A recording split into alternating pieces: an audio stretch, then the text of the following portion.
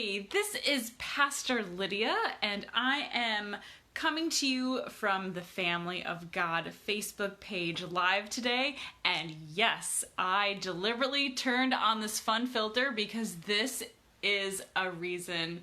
Today is a reason to celebrate. We have completed our 90-day Bible challenge, and I am so excited that you were part of this journey. Let me turn that off. A couple of notifications. I'm really happy that we were able to walk through this whole process together through this entire summer.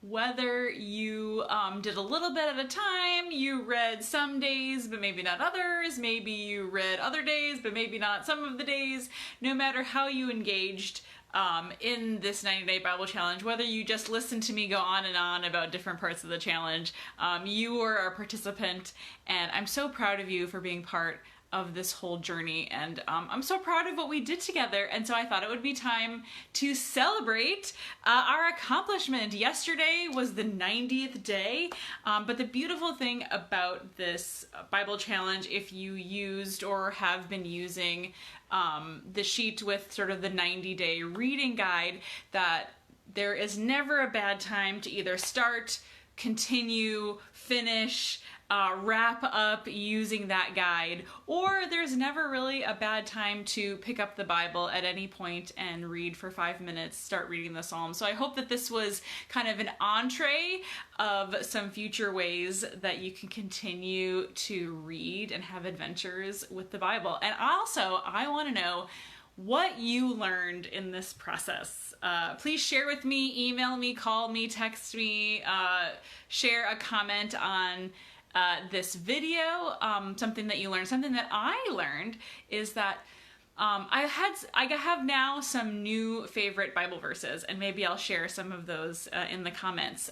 But I learned that some of my favorite Bible verses, maybe I might not choose to use as much anymore based on some of the context that I've read now, kind of around those verses. But the good news is I now have some new favorite Bible verses that I might bring up and use more often. There's a lot of hidden gems that are in the Bible, and I think I have found a few of those. Of course, there will always be Psalm 23, John 3:16, you know, the classics, but hopefully you found at least one new thing, one new verse, one new book, one new chapter that you discovered, ooh, this is really awesome. Maybe you want to know more. So we just had this 90 days of reading the entire Bible, so you may be thinking, what do I do now? We just sort of speed read through the whole thing, didn't get to do a lot of digging, but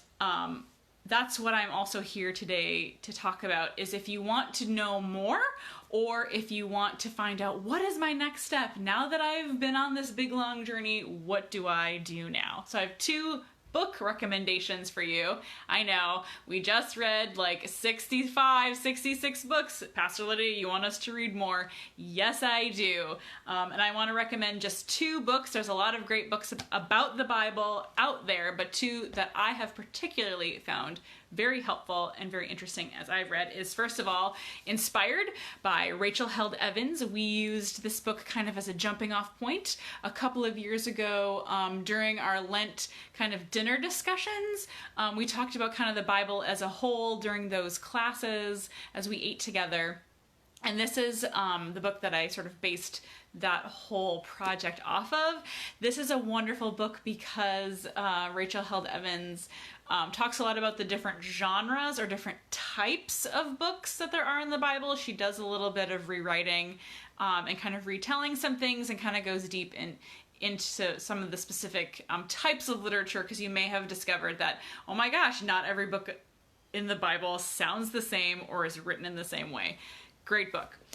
The other one that I want to recommend to you is Rob Bell's What is the Bible? This came out a couple of years ago as well, and he does also go into some of the different genres, but he also deals with some of the kind of odd little bits that you may have discovered and been like, this is kind of a question I have, or what does this mean? He kind of delves into some of those, some of the historical parts. He also talks about some of the whys of why they were written. What does This book, as the subtitle says, how an ancient library of poems, letters, and stories can transform the way you think and feel about everything.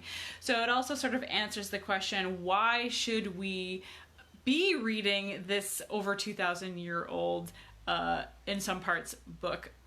This is a great resource for that as well. So check out those two books. Let me know if you are going to be starting to read them. And like I said, I want to know what you learned in this whole process, what maybe new favorite Bible verses you have, or a new favorite book that you have. I'll be sharing mine in the comments as well. And thank you again for being part of this process, no matter how you were able to engage with it, maybe a little, maybe a lot.